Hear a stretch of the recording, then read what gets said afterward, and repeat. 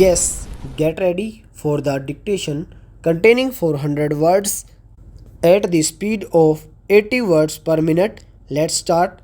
3, 2, 1, start. The situation now is that the institution is in the hands of an official receiver.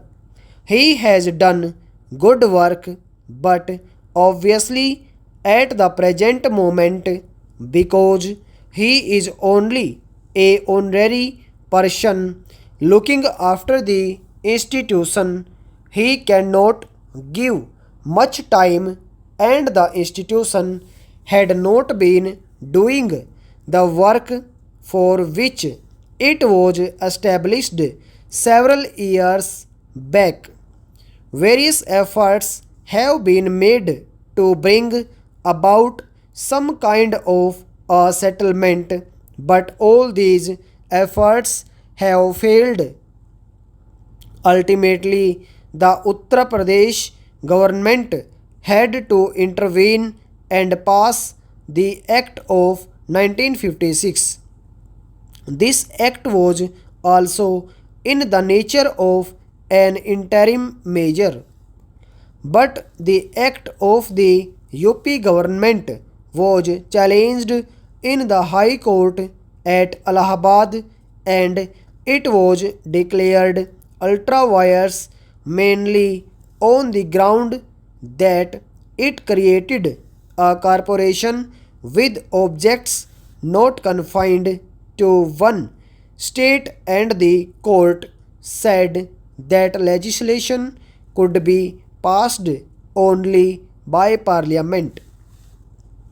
We have been receiving various representations from people who are interested in the welfare of this institution and the promotion of Hindi, and the government have therefore thought it proper to declare this institution as an institution of national importance, and to rescue the institution which has unfortunately fallen into evil days. This is the main purpose for which this bill has been brought forward. The special features of this bill are these: we are proposing to appoint a governing body which will consist of a chairman, a secretary, and 13 other members, all to be appointed by the central government.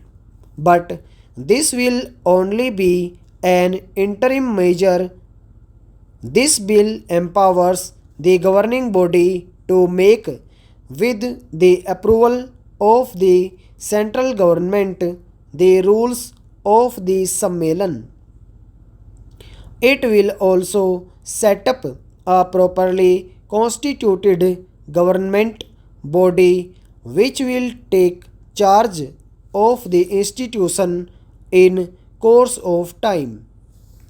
The House will note that in clause 12 of the bill, the governing body has been empowered to make, with the approval of the central government, rules of the Sammelan in respect of matters relating to membership, including the qualifications and disqualifications for membership of the Sammelan, the powers and functions of the governing body, the conduct of election for the constitution of the governing body, and the decisions on doubt and disputes at or in connection with these elections.